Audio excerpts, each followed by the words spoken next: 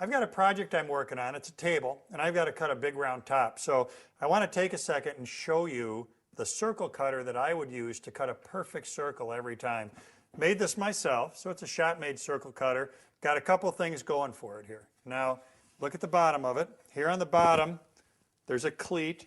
This cleat is going to end up against the edge here of my bandsaw table.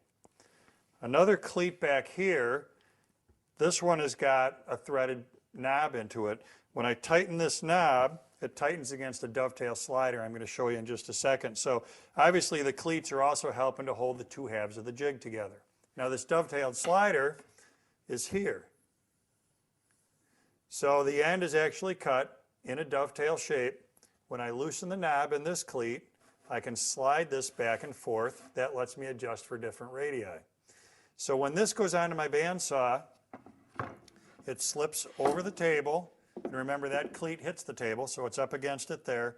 I'm going to slide my pivot point as close as I can to the blade, and then look down through here to eye it up. What I want to do is get the center of the pivot point at the very front of the bandsaw blade in order for this to work correctly.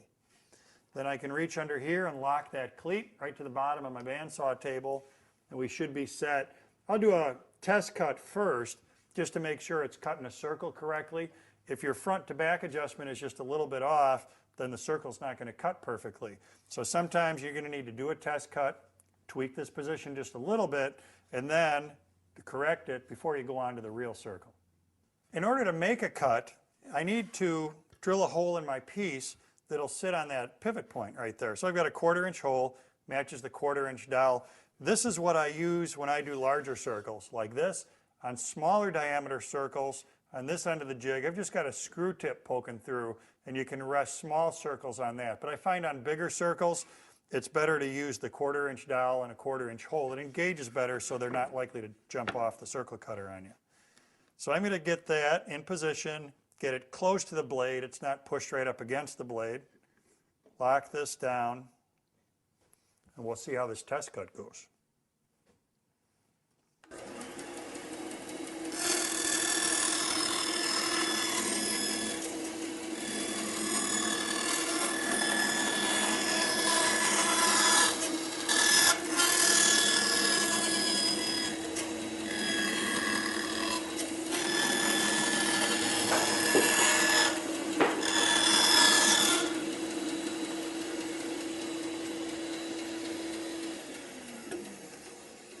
That worked out great. Circle cut very well. Like I said, sometimes you have to make small adjustments in the circle cutter position to get it to cut just right. Once this is correctly set, I can slide this to any position I want in order to make the final cut. So now I'm ready to actually do that big tabletop I was talking about.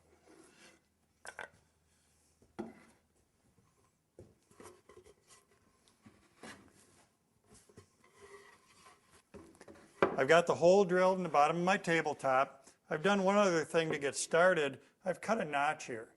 That's so that when I start making my circle, when I first start cutting, there's a spot here for the blade to sit inside instead of starting out here on the outside of my material. This way I'll get a perfectly round circle.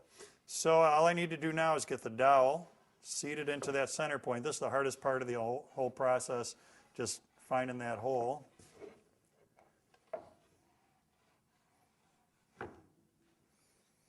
Then I can gently bring the slider in.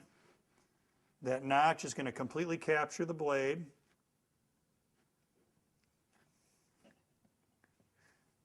Now the diameter of my circle is determined by the distance from my pivot point, here someplace, to the bottom of that notch. So that would be the radius, and of course 2 times that would be the diameter. So we're all set to go here. Get this tabletop cut out.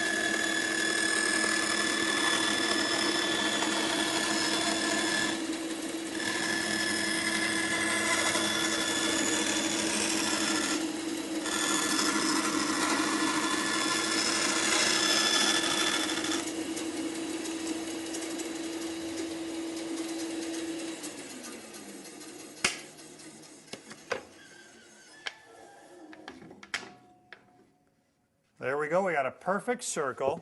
Much easier than using a compass and drawing a circle and trying to do it freehand. I've used this shop-made circle cutting jig for everything from tabletops to bowl blanks. It works great. Hope it works well for you too.